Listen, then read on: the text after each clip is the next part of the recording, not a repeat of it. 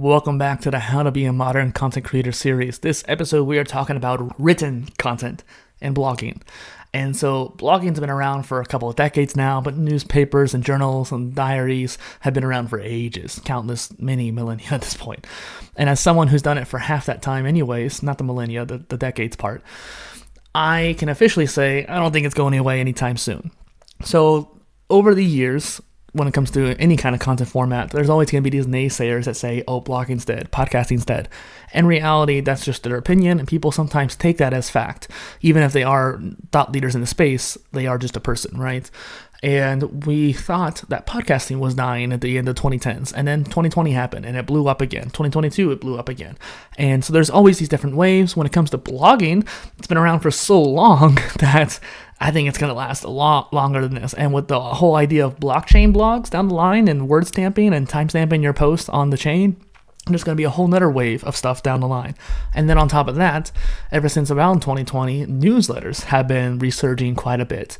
And whether you're doing it on Substack, Beehive, Paragraph, or whatever, newsletters have been a big growth. And WordPress makes up a majority of the websites online.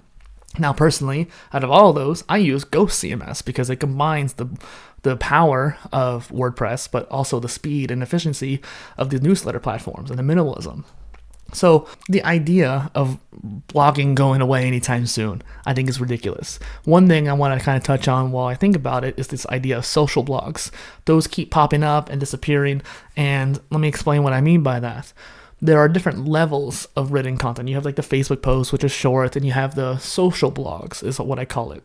The social blogs and the newsletters are kind of the same level of effort and size and length, if you will, of words. And so the newsletters people make are generally around 3 paragraphs with a few different links and stuff like that. They're not too long. These social blogs are around the same idea.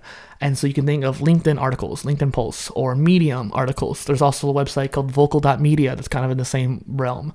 And it's these platforms that are essentially social networks. Substack kind of counts too because it has its own network. It's one of those things where taking advantage of the social network aspect and blog on top of it. Medium used to be really great back in the day for that. Now they've gotten so overzealous about monetization that they kind of ruined that social network factor.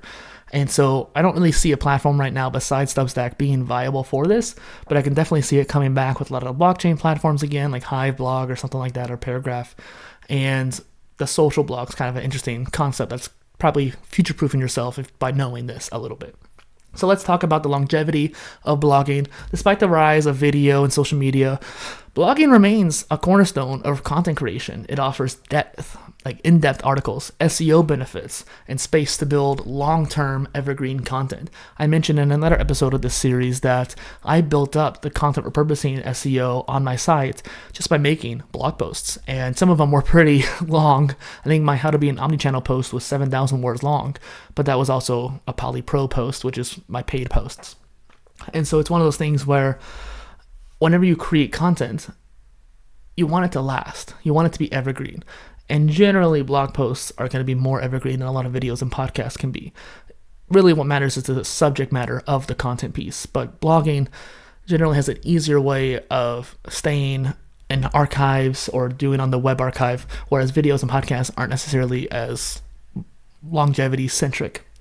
Next is written content is versatile. Blogs can be turned into social media posts, newsletters, or even video scripts. And I mentioned in the last episode, you can even take a blog post and turn it into a video using AI.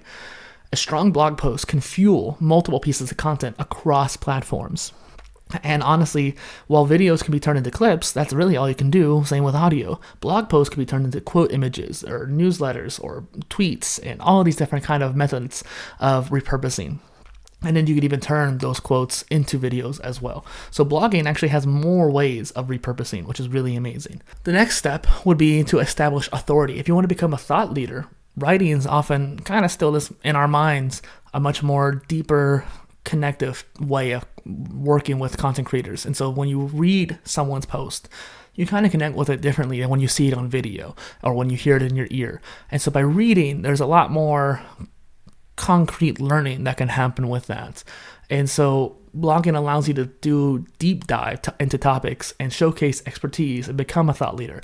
A well-maintained blog can position you as an industry leader and create a loyal reader fan base. From here, I don't see much more to talk about when it comes to really written content. These more individual posts about each different pillar type don't need to go too in depth, really. What matters is you want to put in the work of creating your website. That is your home base. The cool thing about a blog is that it is your own. Yes, you have to have a hosting company, but that's really like your main kind of crutch. If you have your own ways of hosting, it's even better. But my point being, YouTube, you have to succumb to their whims. And like Adpocalypse in 2019, you end up getting screwed or something like that. And you have to also deal with their AdSense and their rules and all that jazz. Podcasting platforms, Google Podcast died. And Amazon Podcasts are kind of it's just there to exist. Doesn't really matter. And so really this comes down to like iTunes and Spotify. And even iTunes has no discoverability. So what's the point of being on there besides just syndicating to it and calling it a day? So really all that matters is Spotify, in which case you have to succumb to their whims. By having your own blog or newsletter, generally the newsletter on like Substack, you're still on their sites, but again, they're not necessarily as bad as YouTube about it. But by having your own website, you can bring people to you. You bring people to your ecosystem, and then they're on your ground. They're on your land, if you will. And that's the beauty of having a blog. So you have your own place for people to come to.